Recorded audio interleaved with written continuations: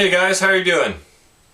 What we're going to do today is try putting some different bullet heads in a 7.62 by 39 factory steel case shell, and see how it shoots.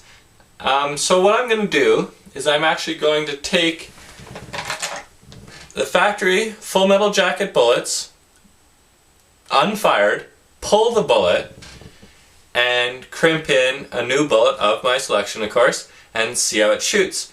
The reason you do that is it's hard to find reloadable brass for the 7.62 by 39. So instead of doing that, I'm just going to use cheapo steel case ammo that hasn't been shot. These are berdan primed. They will still be corrosive. I'm not going to change the powder out. I'll just use the same stuff. And I'm going to keep the bullet weight the same. These I measured. I pulled a few. 124, 123 grain. I can buy 125 and 130 grain bullets that will fit this application, so that should be close enough where I don't need to mess with powder weights.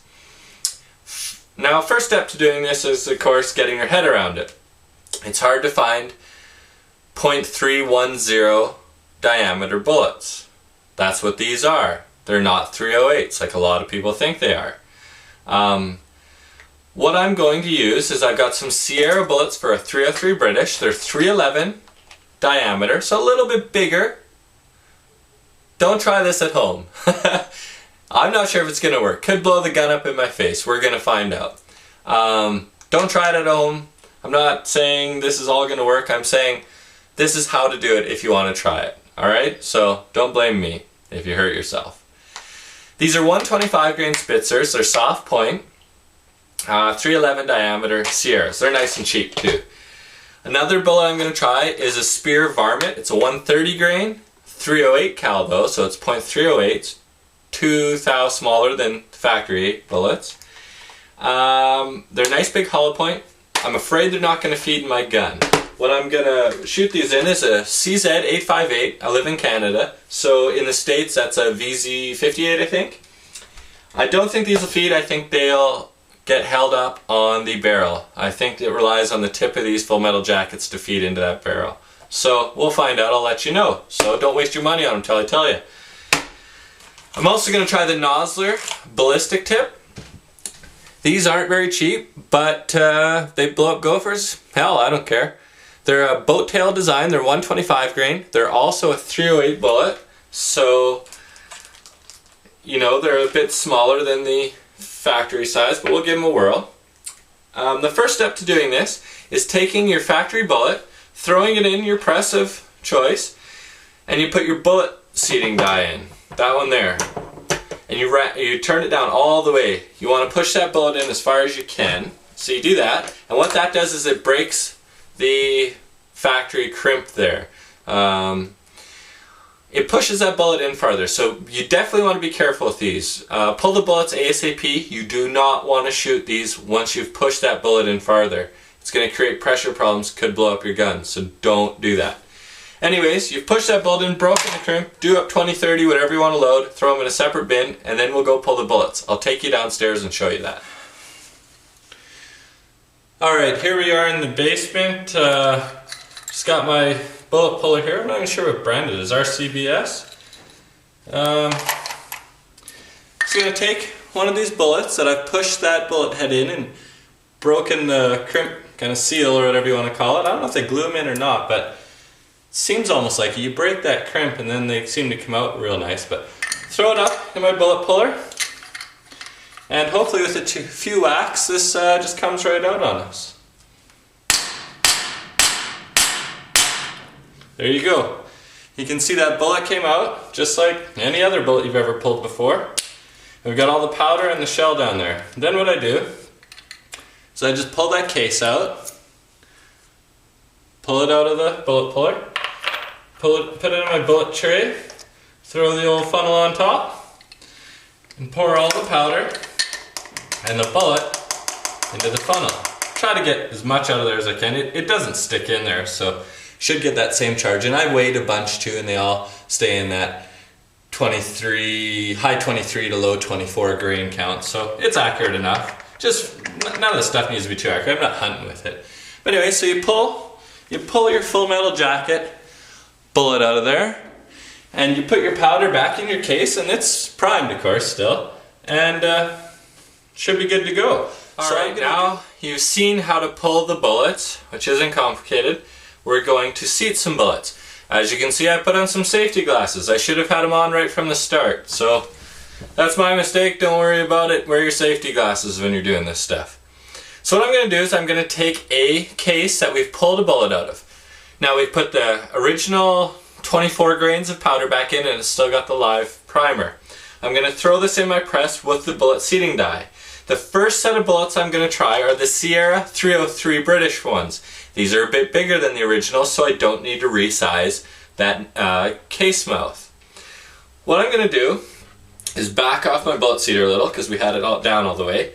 Throw the bullet on there, seat it a little, and seat it to the same depth as the factory ones, which is 2.185. So we'll do up a couple of these, and then you'll crimp them in there so they don't fall out in the auto ejector.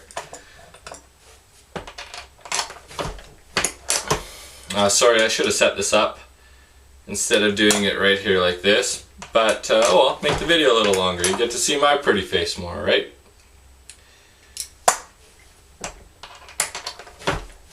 Alright, so this will be 2.185. I'm going to take that now and actually throw it into the crimp die.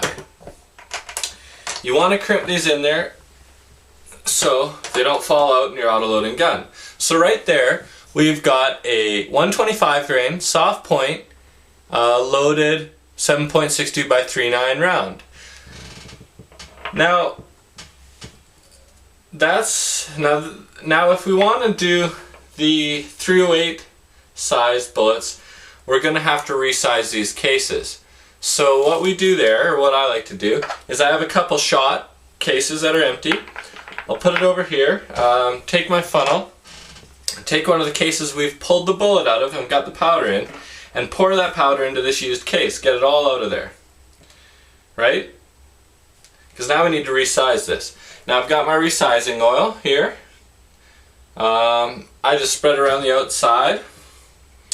Throw it in my resizing die. Now I've cut the decapping pin off this resizing die, and it's got a 308 mandrel in it. What that does is it sizes it for 308, of course, but we're not going to try pushing the primer out because you can't on these. You just can't. So I don't have the decapping pin on there. It's been ground off. And all I do is I run this up in there and resize it just like you would any normal bullet. Now, that's a 308.